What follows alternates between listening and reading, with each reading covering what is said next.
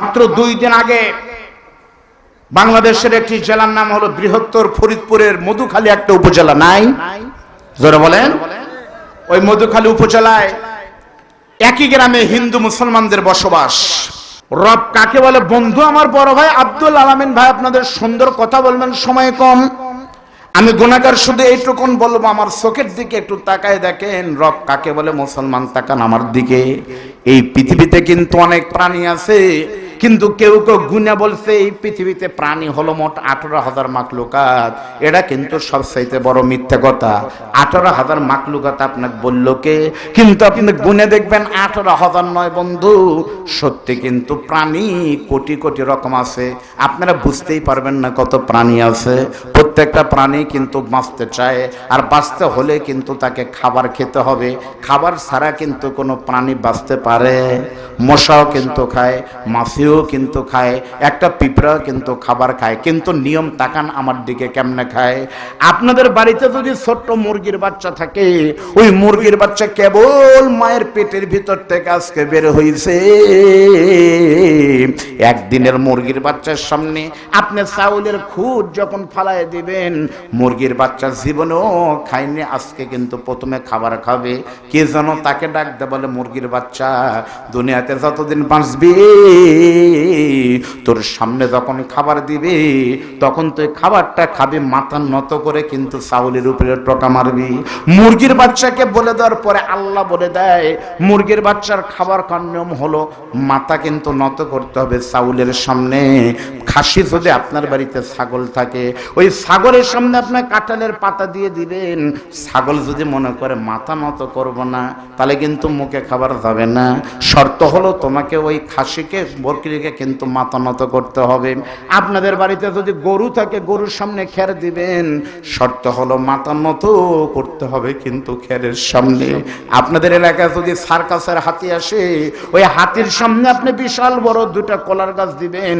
বিশাল দেহের হাতি যদি মনে করে মাথা নত করব না, পেটে খাবার না গিয়ে বড় হাতি কিন্তু মরে যাবে। শর্ত হলো তোমার মাথা নত করতে হবে কলার গাছের সামনে। তার মানে প্রত্যেকটা প্রাণী মাথা নত করবে খাবারের সামনে। কিন্তু আপনি আমি বান্দা যখন খাবার খাই, তখন কিন্তু মানুষের মাথা কিন্তু খাবারের সামনে যায় না, বরং হাতের মাধ্যমে আল্লাহ তাআলা মুখের কাছে কিন্তু খাবার এনে দেয়। মাথা কিন্তু নত হয় না, বরং মাথা কিন্তু উঁচু থাকে আকাশের দিকে। আল্লাহ বলতেছে বান্দা শরম, রব বলা হয় তাকে। পৃথিবীর প্রত্যেকটা প্রাণীর মাথা নত হবে রিজিকের সামনে, আর মুসলমানদের মাথা নত হবে কেবল আমি আল্লাহ মালিক রবের সামনে। লিল্লাহ তাকবীর। আজকে অনেক দুঃখ নিয়ে বলতে চাই, এই বাংলাদেশে এখন সোশ্যাল মিডিয়ার যুগ, সব কিন্তু আমরা জানি। মাত্র 2 দিন আগে বাংলাদেশের একটি জেলার নাম হলো বৃহত্তর ফরিদপুরের মধুখালী একটা উপজেলা নাই, জোরে বলেন। ওই মধুখালী উপজেলায় একই গ্রামে হিন্দু মুসলমানদের বসবাস। হিন্দু ভাইদের মন্দিরে কে বা কারা আগুন লাগাই দিছে, এটা একটা অ্যাক্সিডেন্ট। এর জন্য সর্বপ্রথম আমরা যারা এই ঘৃণিত কাজ করেছে তাদের আমরা শাস্তি চাই, এবং আমরা এটা দুঃখ এবং নিন্দা জ্ঞাপন করতেছি। ধরে বলেন কথা ঠিক না বেঠিক? আল্লাহর কসম, আল্লাহর কোরআন সামনে নিয়ে বলতেছি, আমার ইসলাম বলেছে কোন ধর্মের মানুষের গায়ে, ধর্মের গায়ে, অন্য ধর্মের উপাসনায় তাদের গায়ে তোমরা হাত দাও না। বরং ইসলাম বলেছে সংখ্যা লঘুরা সংখ্যা গরিষ্ঠ দেশে ওই রকম থাকবে, ডিমের ভিতরে কুসুম যেমন নিরাপদ থাকে, এর নাম হলো ইসলাম। জোরে বলেন কথা ঠিক না বেঠিক?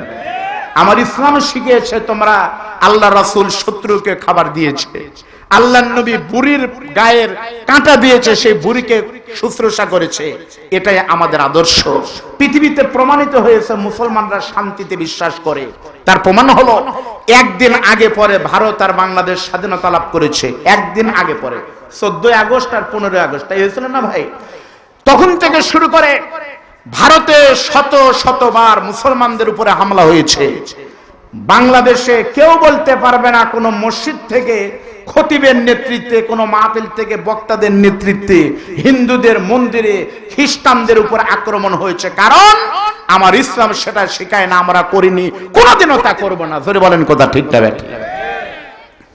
ভারতে বাবরি মসজিদ ভাঙা হলো, বাবরি মসজিদ ভেঙে সেখানে রাম মন্দির নির্মাণ করা হচ্ছে। বাংলাদেশে কোনো পূজা মণ্ডপ ভাঙ্গেনি, কোনোদিন আমরা ভাঙবো না, এটা আমাদের আদর্শ।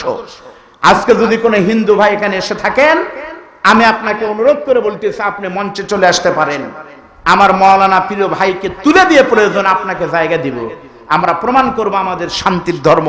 কিন্তু আমি দেখেছি লালমনিরহাটে হিন্দুদের মন্দির আর মুসলমানদের মসজিদ একই, খালি ওই পাশ আর এই পাশ, আলহামদুলিল্লাহ কোনো অসুবিধা নাই। এদেশের রোজা আর পূজা একসাথে হয়, আমাদের কোনো বিরোধিতা নাই। কিন্তু ফরিদপুরের মধুখালীতে 2 দিন আগে কে বা কারা হঠাৎ করে হিন্দুদের মন্দিরে আগুন ধরিয়ে দিয়েছে। পাশে একটা প্রাইমারি স্কুল ছিল, সেই প্রাইমারি স্কুলের নির্মাণ কাজ চলতেছিল। 3-4 জন মুসলমান শ্রমিক ছেলে সেখানে কাজ করতেছিল, মিস্ত্রি কাজ করতেছে, মাছতেছে, ইট সাফ করতেছে, সিমেন্ট টানতেছে। হঠাৎ করে তাদের বিশ্বাস হলো এটা মনে হয় এরা করছে, নাউজুবিল্লাহ। এই বিশ্বাসের উপরে তদন্ত না করে, সত্যতা প্রমাণ না করে, মানুষ সাপ যেভাবে পিটিয়ে মারে সেইভাবে মুসলমান বাচ্চাদেরকে, শ্রমিকদেরকে মারা হলো। একই মায়ের 2টা কলিজার টুকরা সহোদর 2 ভাইকে মারতে মারতে গণপিটুনিতে হত্যা করা হলো। একজন ছিল 16 পারা কোরআনের হাফেজ। আমাদের কথা হলো এটা যদি ভিডিও ফুটেজের মাধ্যমে ধরা পড়তো, বাস্তব হতো, তাহলে আমরা পিটিয়ে নয় ফাঁসিতে ঝুলালে আমাদের কোন আপত্তি। কিন্তু কেমনে বুঝলেন তারা হত্যা করেছে? আইন নিজের হাতে তুলে নিয়ে মুসলমানদেরকে হত্যা করা হলো। আজকে 2 দিন পার হয়ে যাওয়ার পরে একজন মানুষ গ্রেফতার হয়নি, আসামি ধরা পড়েনি। অথচ এই ঘটনা যদি অপোজিট কোন পার্টি যদি কোনদিন প্রমাণ হতো, অন্য ধর্মের মানুষ যদি বাংলাদেশে মারা যেত, এতদিন মধুপুরের মামলায় গাবতলীতে আসামি ধরা পড়তো। জোরে বলেন কথা ঠিক না ব্যাঠি? এই ঘটনার তীব্র নিন্দা আমরা জানাই। বগুড়ার এক নেতা বলেছে আমি অন্য ধর্মের, সনাতন ধর্মের, সে ফেসবুক পোস্ট দিয়েছে, সে হলো হিন্দু কল্যাণ পরিষদের সেক্রেটারি। আমি বগুড়ার এসপি মহোদয় সহ সবাইকে ধন্যবাদ জানাই, তাকে গ্রেফতারও করেছে। তার নাম হলো, আইডির নাম হলো সুমন মহন্ত।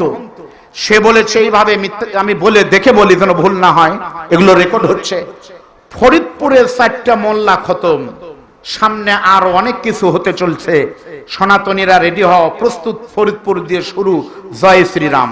এ কথা বলার মাধ্যমে আমরা কষ্ট পেয়েছি। ইসলাম কাউকে আঘাত করে না, কিন্তু এই ঘটনার দৃষ্টান্তমূলক শাস্তি চাই। মুসলমানের বাংলাদেশে গরিব ধনী যেই হোক, গাজায় মুসলমানদেরকে মারতেছে, আমাদের কলিজা পুড়ে যাচ্ছে, কিছুই করতে পারেনি। কিন্তু যদি আমাদের সাহস থাকতো আর ক্ষমতা থাকতো, যদি ভিসার পাসপোর্ট না করা লাগতো, এই বাংলাদেশের বহু মায়ের সন্তানেরা ফিলিস্তিনিতে ছুটে যেত, গাজাতে গিয়ে রক্ত দিত। আমার ভূমিতে শাহজালালের বাংলাদেশে 10 লক্ষ মুসলমানের বাংলাদেশে বিনা কারণে মুসলমানদেরকে কুকুরের মতো পিটিয়ে হত্যা করবে। অবিলম্বের দৃষ্টান্তমূলক শাস্তি চাই। এর কোন পুনরাবৃত্তি যদি বাংলাদেশে ঘটে, মাথার পাগড়ি মাথায় বেঁধে বক্তিয়ারের ঘোড়ায় চড়ে অন্য ভাইয়ের রক্তের জন্য আমরা রক্ত দিতে প্রস্তুত আছি। এই কথা আপনাদেরকে মনে রাখতে হবে। করে বলেন কথা ঠিক না ঠিক? মন খারাপ করলেন আপনারা। রব কাকে বলে আমার কথা শুনেন, আমি কিন্তু ছোট কথা বলতেছি, ভারী কথা নয়। এবার দেখেন তো রবের পরিচয় দিতে গিয়ে সর্বশেষ আমার পয়েন্টের নাম হলো বন্ধু। আপনাদের বলতে হবে তাহলে সবকিছু যিনি আমাকে 0 থেকে হিরো করেছেন, তিনি হলেন আমার রব। সরে বলেন সুবহানাল্লাহ। এই তো রবের পরিচয় কিন্তু আমি দিলাম। এই রবের কাকে বলে বিস্তারিত বলার আগে আমি কিন্তু আজকের দ্বিতীয় বক্তা, এটা কিন্তু আমার মনে রাখতে হবে। আজকের মাহফিলে কিন্তু শুধুমাত্র আল্লাহর বান্দা, রব যিনি আমাদেরকে বানিয়েছেন, খালি কিন্তু পুরুষ মানুষ বানায়নি, রব কিন্তু মহিলাদেরকে বানাইছে। জোরে বলেন ঠিক না বে ঠিক? আজকের মাহফিল মহিলা মানুষ আছে না নাই? আছে, ভরে গেছে। বাংলাদেশের সব মাহফিলে পুরুষের চেয়ে মহিলাই বেশি হয়, আলহামদুলিল্লাহ। এখন আমি মা বোনদের দুটি কথা না বললে মন খারাপ করবে মারা। আজকের মাহফিল আমি লক্ষ্য করে বলতেছি, আমার মায়েরা একটু শোনেন মা। সত্যি কিন্তু ইসলাম মায়েদের আলোচনা কিন্তু খুবই কম করেছে মা, পুরুষের কিন্তু আলোচনা বেশি আর মহিলাদের কিন্তু আলোচনা খুবই কম। আল্লাহর নবী বলেছে কোন মহিলা যদি শুধু 4টা আমল করতে পারে, 4টা আমল করলেই আল্লাহ তাদেরকে জান্নাত দিবে। 1 নাম্বার আমল হলো কোন মহিলা যদি 5 ওয়াক্ত ফরজ নামাজ ঠিক মতো পড়তে পারে, 2 নম্বর রমজান শরীফের রোজা করবে, 3 নম্বর হলো স্বামীর খেদমত করবে, আর 4 নম্বর কোন মেয়ে যদি শরীয়তের পর্দা ঠিক মতো করতে পারে, আল্লাহর নবী বলেছেন এই 4টা আমল করার কারণে আল্লাহ তাআলা ওই মহিলাটিকে ফাতেমার সঙ্গে জান্নাত দিবে। আপনারা বলেন তাহলে মহিলাদের আমল কয়টি?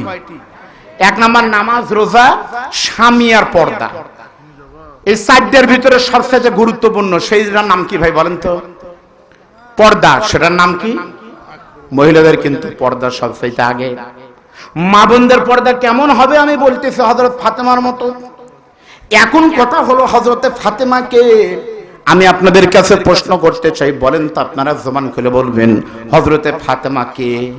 ফাতেমাকে নবীর মাশাআল্লাহ। ভাই সামনে আসেন, সামনে আসেন। আলহামদুলিল্লাহ আসেন। 2 নম্বর পরিচয় হযরতে ফাতেমা হলো হুসাইনের মা, মাশাআল্লাহ বলেন।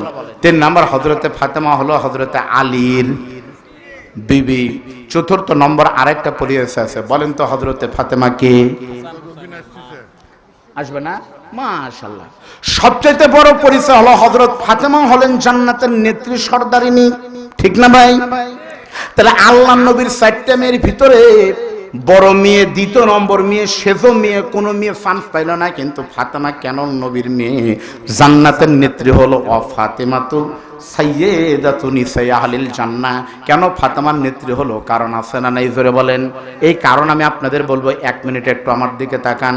প্রথম কারণ হলো আল্লাহর নবীর 4টা মেয়ের ভিতরে উম্মে কুলসুমের বিয়ে হয়েছে 14 বছর বয়সে, জয়নবের বিয়ে হয়েছে 14 বছর 6 মাসে, রোকের বিয়ে হয়েছে কিন্তু 14 বছর 9 মাসে, আর 17 বছর পার হয়ে যায় এখন পর্যন্ত ফাতেমার কোনো বিয়ের খবর নাই।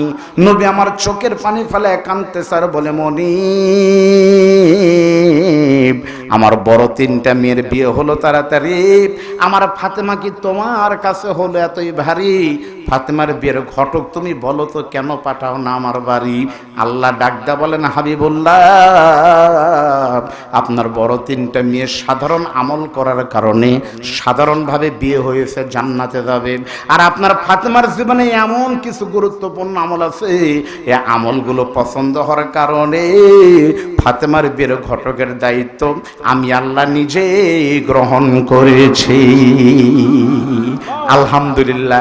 আমি মা ফাতেমার আলোচনা করব, কিন্তু তার আগে একটু আমি আপনাদের কাছে জানতে চাই, এই যে আজকে প্রায় 1000 মানুষ বসে আছেন দোস্ত ভাইরা আমার, আপনারা একটু দাঁড়ান তো, আপনাদের ভিতরে কার কার দুঃখিনী মা দুনিয়াতে নাই?